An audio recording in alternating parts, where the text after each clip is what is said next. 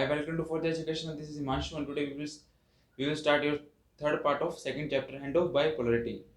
आज हम पढ़ेंगे कॉन्सिक्वेंसेस ऑफ डिसइंटीग्रेशन। कॉन्सिक्वेंसेस का मतलब होता है इम्पैक्ट्स। जब आपका यूएसएसआर टूटा तो वर्ल्ड के ऊपर उस चीज के यूएसएसआर के टूटने के क्या प्रभाव पड़े या क्या इम्पैक्ट्स पड़े वो आज हम डिस्कस करने वाले हैं। सबसे पहले आता है एंड ऑफ कोल्ड वॉर। जैसे कि हमें पता है आपका कोल्ड वॉर पिछले चैप्टर में डिस्कस किया कैसे कि कोल्ड वॉर शुरू हो चुका था यूएसए और यूएसएसआर के बीच में। जैसे ही आपका यूएसएसआर डिसइंटीग्रेट हुआ तो ये कोल्ड वॉर भी बंद हो गया क्योंकि अब एक ही सुपर पावर रह गई।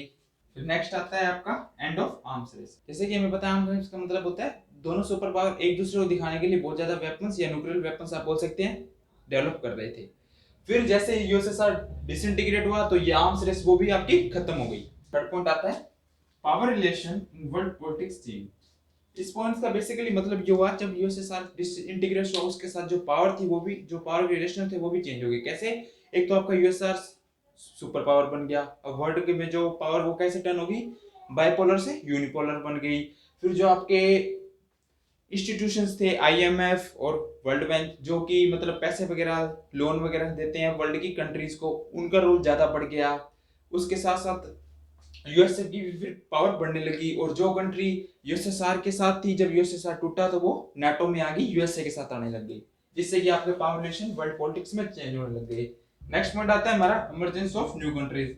जो कंट्रीज यूएसएसआर से अलग हुई या मतलब उसके बाद जो उनका जब यूएसएसआर का डिसइंटीग्रेट हो गया जो कंट्रीज नई फॉर्म जो कंट्रीज यूएसएसआर से अलग फॉर्म हुई उनको हम बोलते हैं इमरजेंस ऑफ न्यू कंट्रीज। मतलब वो एक नई कंट्री के रूप में उभरने लगे। वो कोई भी ग्रुप के अंदर नहीं थी वो अलग से कंट्री के रूप में उभरने लगी। फिर आपका नेक्स्ट पॉइंट आता है यूनिपोलर वर्ल्ड। जैसे कि आप हमने डिस्कस कर चुका है हम डिस्कस कर चुके हैं यूएसएसआर का डिसइंटीग्रेटर हो डिसइंटीग्रेशन हो गया था जिससे कि बाइपोलर जो वर्ल्ड था वो खत्म हो गया और अब ये जो वर्ल्ड बन गया यूनिपोलर। यूनिपोलर का हम मतलब पहले डिस्कस कर चुके हैं जिसका मतलब होता है वर्ल्ड के अंदर सिंगल सुपर पावर हो।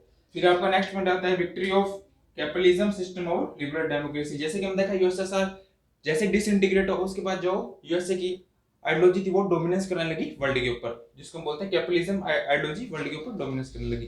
फिर आपका नेक्स्ट आता है यूएस हेजेमनी बिगिन। हेजेमनी का मतलब होता है दादागिरी। फिर जैसे इसका डिसइंटीग्रेट हो यूएसएसआर की यूएस हेजेमनी मतलब यूएस की दादागिरी स्टार्ट हो गई। कहीं भी इसकी परफेक्ट डेट नहीं लिखी हुई है कब यूएस हेजेमनी स्टार्ट हुई थी तो हम ऐसे बोल सकते हैं hegemony mainly start from 1990s। ये आपका परफेक्ट आंसर होगा जब आपसे क्वेश्चन पूछा जाए कब स्टार्ट हुई आप लिखे आना 1990s। जैसे अब की बार जैसे आपको पता है सिलेबस चेंज हो गया उसमें आपको ये चैप्टर कट गया उसमें पूरी मतलब डिटेल इंफॉर्मेशन दी गई थी यूएस हेजेमनी के बारे में। अब ये चैप्टर कट चुका है तो आपको इसके हेजेमनी के बारे में स्टडी करने की जरूरत नहीं है। नेक्स्ट पॉइंट आएगा आपका शॉक थेरेपी। शॉक थेरेपी हम डिस्कस करेंगे डिफाइन फीचर्स और कॉन्सिक्वेंसेस। ये आपके लिए 6 मार्क्स के लिए वेरी वेरी इंपॉर्टेंट टॉपिक बनता है 6 मार्क्स के लिए। जैसे जैसे कि आप इस चैप्टर में देखेंगे आपको मेनली 6 मार्क के लिए इंपॉर्टेंट क्वेश्चन देखने को मिलेंगे तो आप ऐसे मान के चलिए इस चैप्टर में से आपको पक्का एक 6 मार्क का क्वेश्चन मिलेगा पेपर में।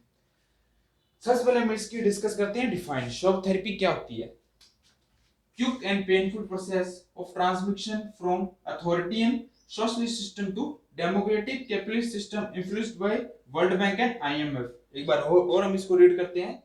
quick painful process quick and painful process of transmission from authoritarian socialist system to capitalist system influenced by World Bank and IMF। अब इसको आपको मैं एक एग्जांपल के थ्रू समझाता हूँ। जैसे कि आप हम सबको पता है लॉकडाउन है तो उसकी वजह से सबसे ज्यादा दिक्कत किसको हो रही है? माइग्रेंट वर्कर्स को।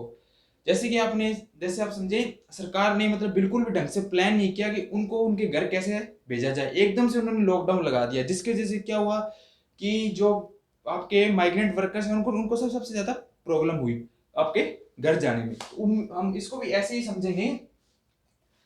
शॉक थेरेपी में क्या हुआ जो आप जैसे हमने ग्रोवर देखा उन्होंने क्या किया एकदम कैपिटलिस्ट सिस्टम लाने की कोशिश की। कैपिटलिस्ट सिस्टम और सोशलिस्ट सिस्टम को हटा दिया वहां से। फिर उससे हम देखेंगे उसके क्या फीचर्स बने जब ये शॉक थेरेपी लाई गई और क्या कॉन्सिक्वेंसेस बने।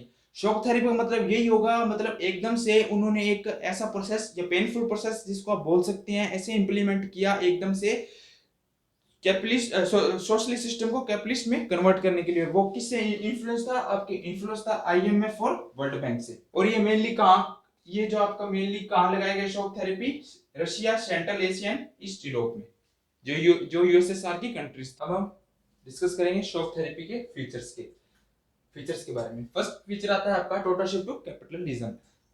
बेसिकली इस पॉइंट का मतलब हुआ, जैसे कि शॉक थेरेपी लाएगी, हमने पढ़ा सोशलिस्ट सिस्टम को, वो एकदम से वहां पे क्या आ गया, कैपिटलिज्म आ गया, जिससे क्या हुआ कि वहां का जो टोटल सिस्टम है उसमें वो पूरा शिफ्ट हो गया सोशलिस्ट से कैपिटलिज्म में। फिर आपका नेक्स्ट पॉइंट आता है private farming.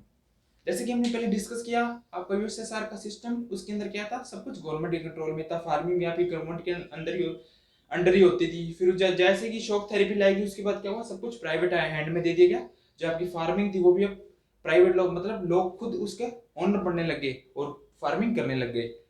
Foreign direct investment, FDI का मतलब ऐसे हुआ, जैसे कि आपका ये जो सिस्टम कैपिटलिज्म में कन्वर्ट हुआ, उसके बाद क्या हुआ, गवर्नमेंट ने वहां की इकोनॉमी खोल दी। उससे क्या हुआ कि मतलब बहुत ज्यादा इन्वेस्टमेंट बनने लगी, बाहर से लोग आने लग गए रशिया के अंदर इन्वेस्टमेंट करने के लिए, नई फैक्ट्री या एम्बेसी स्टैब्लिश करने के लिए। आपका नेक्स्ट पॉइंट आएगा फिर private ownership dominance of property.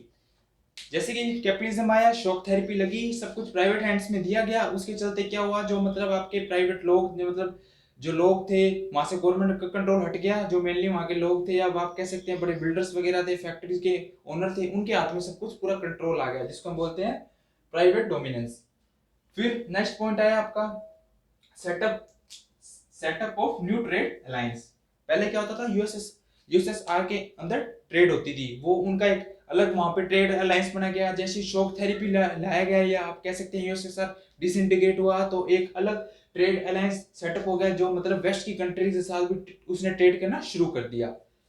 फिर आपका नेक्स्ट पॉइंट आएगा setup close links with western countries. जैसे कि हमने पहले देखा, जो आपका यूएसएसआर का सिस्टम था, उसके अंदर मतलब बिल्कुल भी इंपोर्ट नहीं होता था, मतलब वो सब कुछ अपने अंदर ही स्टैब्लिश करते थे, अपने अंदर ही बनाते थे। जैसे कि हमने डिस्कस किए थे एग्जांपल से पिंटू कार, जैसे शॉक थेरेपी लाई गई, वो जो फिर उसके जो मतलब रिलेशंस थे, या आप ऐसे कह सकते हैं एक्सपोर्ट, मतलब उनका जो इंपोर्ट था वो भी स्टार्ट हो गया। फिर आपका नेक्स्ट पॉइंट आएगा कन्वर्टेबिलिटी ऑफ करेंसी।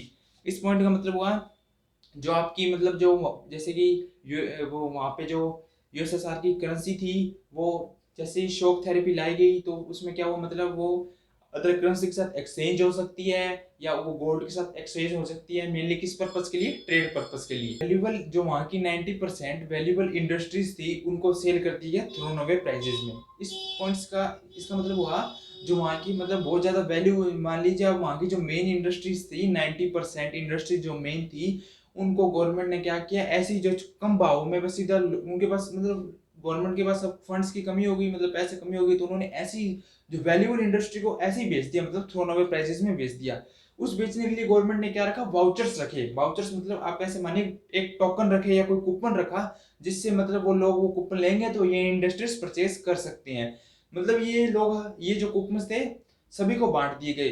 पर क्या हुआ, ये कूपन गरीब लोगों को भी बांट दिए, उनके पास पैसा नहीं था, उन्होंने क्या किया, इसको ब्लैक मार्केट में बेच दिया। जो वहां के मतलब बड़े लोग थे, या जो आप मानिए अमीर लोग थे, बस वही जो इंडस्ट्रीज खींच पाए। इसको बोलते हैं लार्जेस्ट गार्बेज सेल। जो मतलब वहां की 90% वैल्यूबल इंडस्ट्रीज थी, उनको थ्रोन अवे प्राइजेस में बेच दिया गया। फिर आपका नेक्स्ट पॉइंट आता है value of rouble decline. Rouble वहां की रशिया की करेंसी है, और आप कह सकते हैं कि जैसे कि यूएसएसआर की भी करेंसी है, उसकी वैल्यू डिक्लाइन होगी। क्यों डिक्लाइन होगी, जैसे कि शॉक थेरेपी लाया गया, वो ढंग से नहीं लाया गया, एकदम से मतलब आप वैसे मान सकते हैं थोप दिया गया यूएसएसआर के ऊपर, जिससे क्या हुआ, जो वहाँ की करेंसी की वैल्यू थी वो डिक्लाइन होगी। जैसे हमने पढ़ा, जो इसकी करेंसी सेकंड पे थी, वो धीरे धीरे डिक्लाइन होने लगी।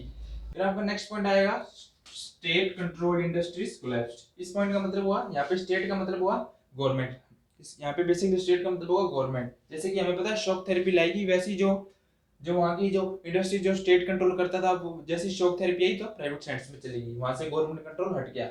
High rate of inflation, inflation का मतलब होता है महंगाई। जैसे जैसे कि इकोनॉमी डिक्लाइन होगी, उसके साथ साथ ही क्या हुआ, महंगाई भी बढ़ने लग गई।